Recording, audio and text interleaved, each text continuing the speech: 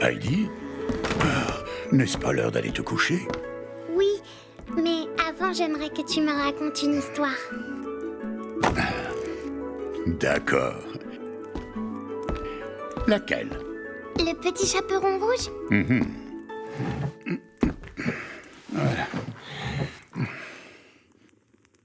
Il était une fois une petite fille qui était si gentille et mignonne que tout le monde l'appréciait.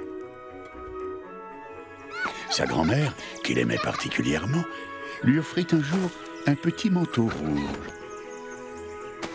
La fillette le trouva si joli qu'elle ne voulut plus porter autre chose. Ainsi, on la surnomma le petit chaperon rouge.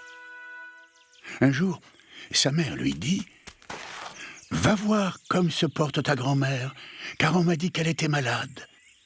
Porte-lui cette galette et ce petit pot de beurre. » Son petit panier sous le bras, le petit chaperon rouge partit aussitôt pour aller chez sa grand-mère, qui demeurait dans un autre village, de l'autre côté de la forêt. En traversant le bois, elle rencontra le grand méchant loup.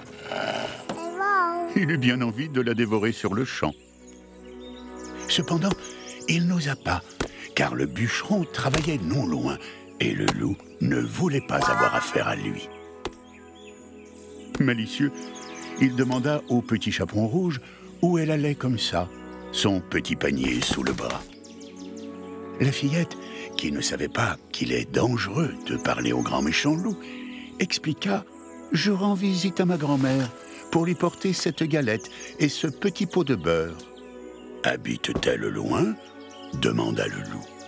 « Elle demeure par-delà le moulin, tout là-bas, à la première maison du village, » dit le petit chaperon rouge. « Parfait, » dit le loup malicieux. « Alors, à bientôt, petit chaperon rouge. » Le grand méchant loup partit en courant de toutes ses forces. Le petit chaperon rouge s'en alla gaiement par le chemin le plus long, s'amusant à cueillir des noisettes, à courir après des papillons et à faire des bouquets de fleurs. Le grand méchant loup ne fut pas long à arriver à la maison de la grand-mère.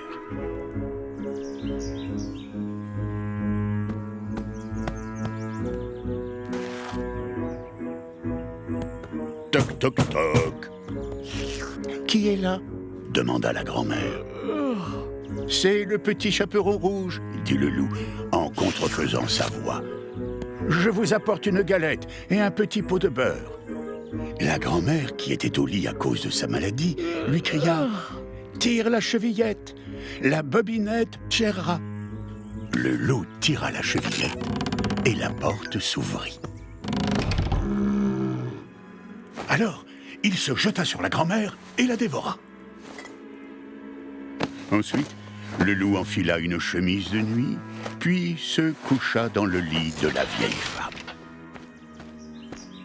Peu après, le petit chaperon rouge vint frapper à la porte. Toc, toc, toc. Qui est là?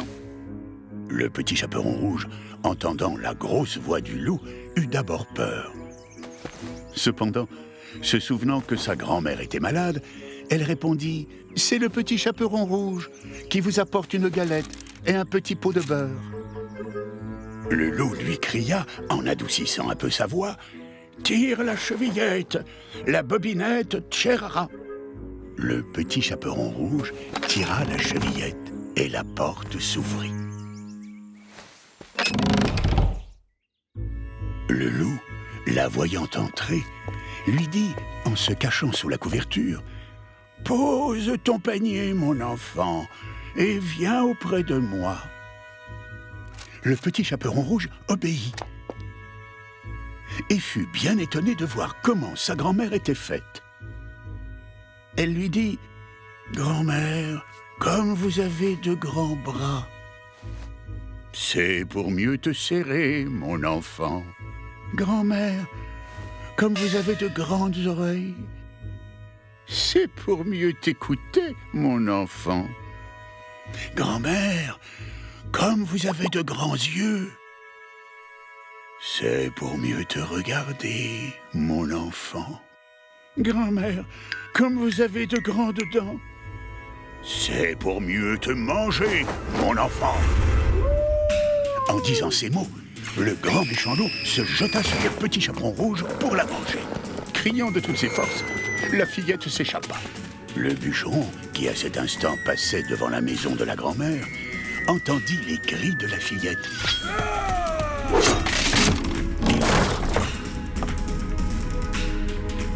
Il vit le grand méchant loup qui allait bondir sur le petit chaperon rouge.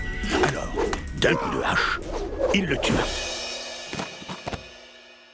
Le petit chaperon rouge lui expliqua que le loup avait pris la place de sa grand-mère dans le lit. L'idée vint au bûcheron qu'il était encore temps de sauver la vieille femme. Il tailla le ventre du loup avec des ciseaux et la grand-mère sortit indemne. Tous les trois étaient bien soulagés. Pour se réconforter, ils partagèrent la galette et le petit pot de beurre. Et le petit chaperon promit que dorénavant, elle se méfierait des loups en traversant la forêt. Exactement. Allez, il est temps d'aller au lit. Bonne nuit, Heidi. Bonne nuit, grand-père.